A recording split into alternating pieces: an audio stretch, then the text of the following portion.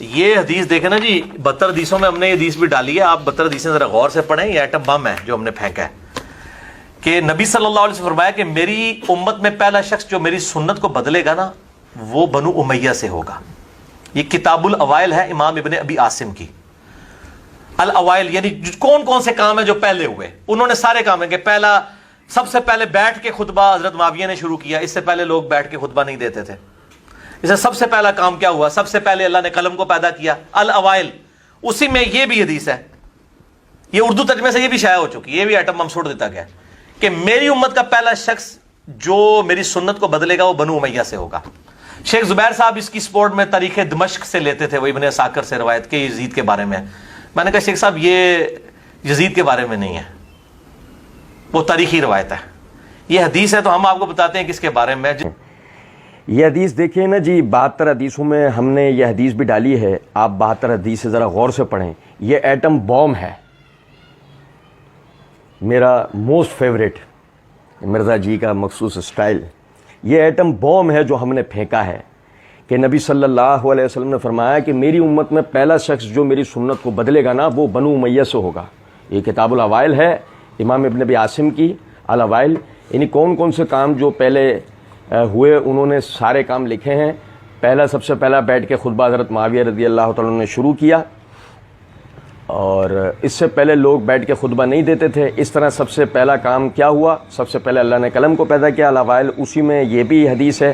یہ اردو ترجمے سے یہ بھی شائع ہو چکی ہے. یہ بھی ایٹم بم چھوڑ دیتا خیر کہ میری امت کا پہلا شخص جو میری سنت کو بدلے گا وہ بنو امیہ سے ہوگا. شیخ زبیر صاحب اس کی سپورٹ میں تاریخ دمشق سے لیتے تھے، وہ ابن عساکر سے روایت کہ یہ یزید کے بارے میں ہے.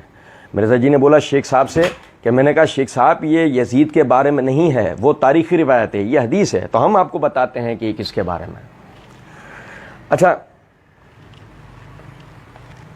سب سے پہلی چیز تو یہ ہے مرزا جی جو نا ڈبریاں چھوڑ دیتے ہیں، پھلجڑیاں.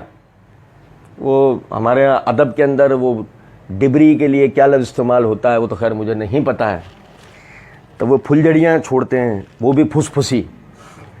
مرزا جی اپنے گمان کے اندر اس کو ایٹم بوم جو نا وہ کہنا شروع ہو جاتے ہیں. اور یہ بالکل وہ والی بات ہے کہ عوام کو جو نا جتنا زیادہ کسی بھی بات کا تاثر دے کر بیان کیا جاتا ہے نا، عوام اتنے ہی وہ ہپنوٹائز ہوتی ہے. ایٹم بوم جیسے کہ کوئی بہت بڑی بات ہو گئی نا. ٹھیک ہے. اچھا، یہ ایٹم بوم ہے جو ہم نے پھینکا ہے، وہ ہم ثابت کر، آپ کا یہ ایٹم بوم سیکنڈوں میں پھوس کریں گے، ہم ثابت کریں گے کہ آپ کے ایٹم بوم کی حیثیت کیا تھی. انہوں نے کہا کہ جی میری امت کا پہلا شخص جو میری سنت کو بدلے گا نا وہ بنو امیہ سے ہوگا. اچھا، حدیث میں یہ الفاظ ہیں بقول مرزا جی کے، وہ بنو امیہ سے ہوگا پہلا شخص جو سنت کو بدلے گا. ٹھیک ہے. وہ سنت جو بدلی جائے گی وہ کیا تھی؟ مثال کے طور پر سنت سے مراد شرعی جو مسائل و معاملات ہیں وہ ہیں، یہ اس سے مراد سیاسی نظام ہے. حدیث میں اس قسم کی کوئی بھی تشریح نہیں آئی سوائے اس کے کہ آپ اس میں گھسیڑ سکتے ہیں اپنی مرضی کے معنی کو. ٹھیک ہے. اچھا، پھر جیسے کہ مرزا جی نے کہا کہ شیخ زبیر صاحب اس کی سپورٹ میں تاریخ دمشق سے لیتے تھے، وہ اپنے عساکر سے روایت کہ یہ یزید کے بارے میں، کیونکہ اس میں لفظ تھا یزید کا. ٹھیک ہے، اس میں یزید کا لفظ تھا. تو وہ شیخ زبیر صاحب نے وہ تاریخ اعتبار سے وہ اس کو بیان ثابت کرنے کی کوشش کی تھی کہ بنو امیہ کا جو وہ شخص ہوگا اس سے مراد کون ہے. ٹھیک ہے، وہ اپنی جگہ کہ وہ روایت کی اسنادی حیثیت اور وہ روایت کی شرعی حیثیت کیا ہے وہ اپنی جگہ ایک بات ہے. لیکن میں صرف بتانا یہ چاہ رہا ہوں مرزا جی کہاں چین سے بیٹھنے والے تھے کہ چلو یزید کے بارے میں ایک ثبوت نکل رہا تھا رسول اللہ صلی اللہ علیہ وسلم سے، یعنی یہ جو مذمت تھی وہ یزید کے بارے میں ثابت ہو رہی تھی. چلو جان چھوٹتی کہ معاملہ یزید پہ ہی جا کے گر جاتا ہے، ختم ہوتا معاملہ. لیکن مرزا جی کو کہاں سکون ملنا تھا، کیونکہ مسئلہ یہ ہے کہ صحابی رسول پر الزام آنا چاہیے. یزید تو صحابی رسول نہیں ہے نا، الزام آنا چاہیے کسی بھی طرح صحابی رسول پہ. یعنی کہ یہ جو روایت ہے نا یہ بھی کسی طرح گھوم کے جائے، کسی صحابی رسول کی طرف جائے اور اس پر الزام جا کے ٹھہرے. بہرحال مرزا جی نے خود سے کہا کہ یہ کتاب الاوائل ہے امام ابن ابی عاصم کی. الاوائل یعنی کون کون سے کام ہیں جو پہلے ہوئے ہیں، انہوں نے سارے کام لکھے ہیں. ٹھیک ہے، یعنی کہ مرزا جی نے جو روایت پڑھی ہے کتاب الاوائل کے حوالے سے. اچھا، کتاب الاوائل میں یعنی کہ صفحہ نمبر 77 حدیث نمبر 63 ہے اور اس کی سند اس طریقے سے حدثنا عبید اللہ بن معاذ حدثنا ابی ہے حدثنا عوف عن المہاجر بن مخلد عن ابی العالیہ عن ابی ذر. یہ اس روایت کی سند ہے. اچھا جی، اب دیکھیں غور طلب نقطہ ہے جس کو مرزا جی نے یہ کہا تھا نا کہ جی ایٹم بوم، اب اس ایٹم بوم کی شرعی حیثیت کو ذرا سمجھیے گا. یہ میرے ہاتھ میں امام بخاری رحمۃ اللہ علیہ کی تاریخ اوسط ہے. یہ تاریخ اوسط کا صفحہ نمبر 24 اور 25 ہے، ترجمہ نمبر 158. حدثنی محمد حدثنا عبد الوہاب بن عبد المجید عن المہاجر بن ابی مخلد حدثنا ابو العالیہ قال وحدثنی ابو مسلم قال کان ابو ذر بالشام وعلیہا یزید بن ابی سفیان فغزا الناس فغنموا والمعروف ان ابا ذر کان بالشام زمن عثمان وعلیہا معاویہ ومات یزید فی زمن عمر ولا یعرف لابی ذر قدوم الشام زمن عمر رضی اللہ تعالی عنہ. دیکھو وہی سند ہے، امام بخاری رحمۃ اللہ علیہ نے اسی سند سے روایت کو ذکر کیا ہے، سوائے اس کے کہ ایک نقطے کو امام بخاری رحمۃ اللہ علیہ نے سمجھایا ہے، اور وہ یہ ابو العالیہ جو اس کو براہ راست، یعنی کہ کتاب الاوائل میں ابو العالیہ جو براہ راست اس کو ابو ذر رضی اللہ تعالیٰ عنہ کے واسطے سے روایت کر رہے تھے نا، پتہ لگا ایسے نہیں ہے بات. سند میں ابو العالیہ کہتے ہیں کالا بحدثنی ابو مسلم، اور ابو مسلم کون ہے ان کے بارے میں بھی ہم پڑھیں گے.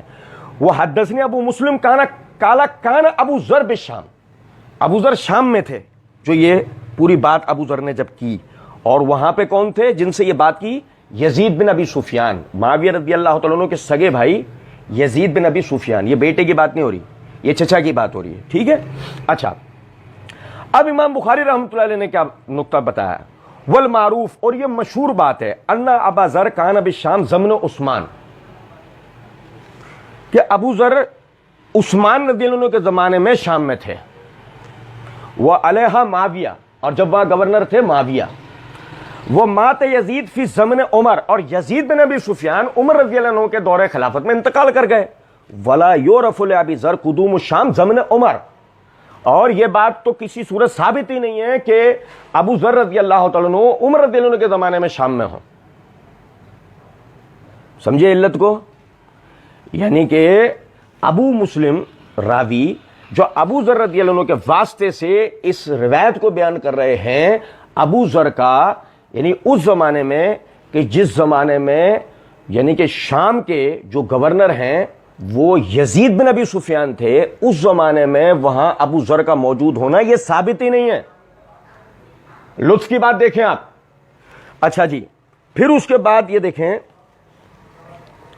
یہ تاریخ ابن کثیر البدایہ والنہایہ، اس کی یہ جلد نمبر 6 کا صفحہ نمبر 1043 ہے.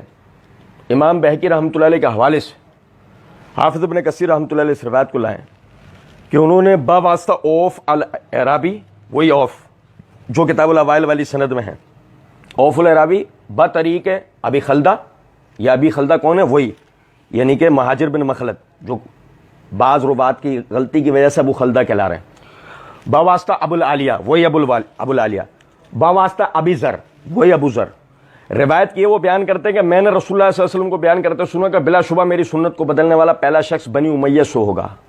امام بہقی رحمۃ اللہ علیہ کہتے ہیں یہ حدیث ابو العالیہ اور ابو ذر کے درمیان منقطع ہے. یہ روایت جو ہے ابو العالیہ اور ابو ذر کے درمیان منقطع ہے، اور امام بخاری نے تو توجہ دلا دی نا کہ بیچ کے راوی تو ابو مسلم ہے. ٹھیک ہے، اور وہ سندن وہ منقطع ہے. اچھا، پھر اس کو ایک اور طریقے سے دیکھیں. یہ میرے ہاتھ میں تہذیب التہذیب ہے، اس کی یہ جلد نمبر 10 ہے، صفحہ نمبر 101 اور 102 میں ابو ذر غفاری رضی اللہ تعالیٰ عنہ کا ترجمہ ہے. ابو ذر غفاری رضی اللہ عنہ کے حالات لکھتے ہوئے حافظ ابن حجر رحمۃ اللہ علیہ نے یہ فرمایا ہے، وقال خلیفہ و عمر بن علی و غیر واحد مات بالربضہ سن 32 کہ امام خلیفہ بن خیاط، امام عمر بن علی اور ان کے علاوہ دیگر محدثین حضرات سب کہتے ہیں کہ ربضہ میں ابو ذر رضی اللہ عنہ کا انتقال ہوا 32 ہجری میں. کب انتقال ہوا؟ 32 ہجری میں. ٹھیک ہے جناب. اچھا جی، 32 ہجری کے اندر انتقال ہوتا ہے ابو ذر رضی اللہ تعالی عنہ کا. یہ میرے ہاتھ میں الاصابہ فی تمییز الصحابہ ہے، حافظ ابن حجر کی. اس کی جلد نمبر 2 کا صفحہ نمبر 251 ہے. وہ لکھتے ہیں کہ ابن ابی حاتم بطریق عاصم روایت کرتے ہیں کہ میں نے ابو العالیہ سے پوچھا. सुनो जरा, मैंने अबुल आलिया से पूछा मुअम्मर हजरात में से आपने किसको देखा है? ये मुअम्मर हजरात से मुराद सहाबा, मुअम्मर हजरात में से बड़े लोगों में से आपने किसे देखा है? उन्होंने फरमाया अबू अय्यूब अंसारी को। क्या कहते हैं अबुल आलिया, किसको देखा मैंने? अबू अय्यूब अंसारी को। अलबत्ता मैंने उनसे भी कोई हदीस नहीं सुनी है, मैंने उनसे भी कोई हदीस नहीं सुनी है। और आगे हाफिज इब्न हजर रहमतुल्लाह अलैह कहते हैं इसकी सनद सही है, इस रिवायत की सनद, यानी कि अबुल आलिया का अबू ज़र रज़ियल्लाहु तआला अन्हु से समा होना तो दूर की बात है, किसी भी सहाबी से उनका समा जो है ना साबित नहीं है।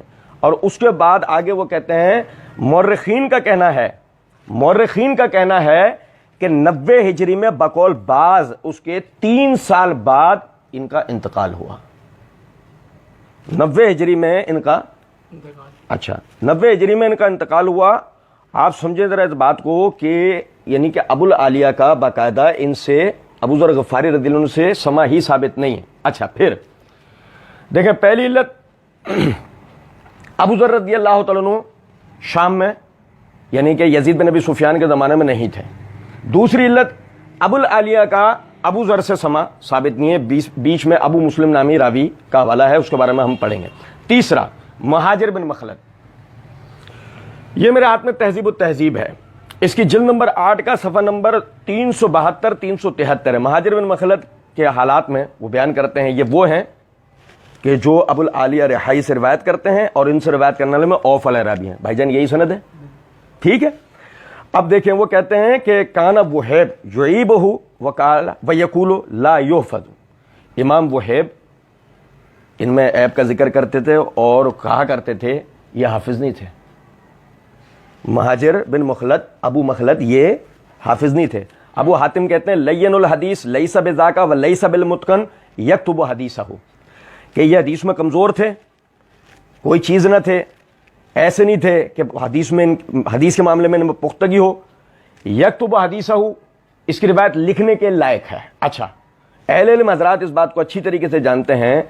अबू हातिम राजी ये उस रावी के लिए कहते हैं कि जिसकी रिवायत मुताबियतन कबूल की जा सकती हो, जिसकी मुताबियत ना हो उसकी रिवायत, यानी कि ऐसे रावी की रिवायत कबूल नहीं किया। कोई ये कहे कि जी वही उन्होंने कहा ना कि हदीस लिख लो, तो मतलब ये नहीं है कि वो हदीस सही है, इसके लिए हमें मुताबिक की जरूरत होगी, ठीक है। और महाजिर बिन मुखलद अबू मुखलद का इसमें कोई भी मुताबिक मौजूद नहीं है।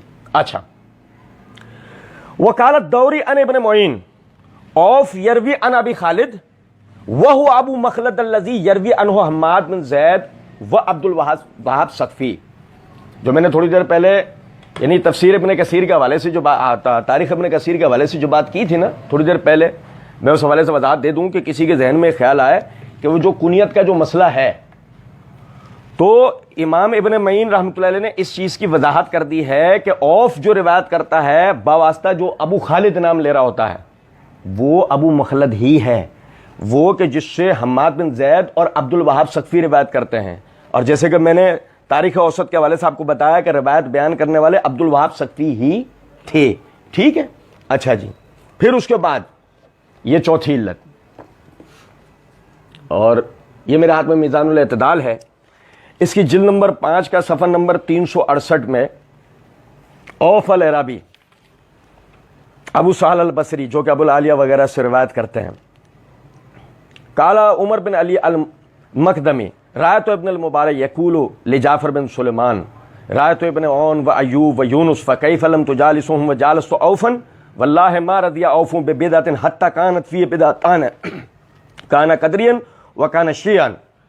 उमर बिन अली मुकद्दमी कहते हैं कि देखा मैंने इब्न मुबारक को कि जाफर बिन सुलेमान ज़ुबैर को कह रहे थे कि इब्न औन अय्यूब व यूनुस वगैरह के साथ तो आप नहीं बैठते, तुम औफ अराबी के साथ कैसे बैठ जाते हो? अल्लाह की कसम, मार दिया औफ बे बिदअतिन हत्ता कानत फी बिदअतान, एक बिदत पर औफ खुश नहीं हुआ, यहां तक कि उसमें 2 बिदतें हैं, काना कदरियन व काना शियान, वो कदरी भी है और शी भी है।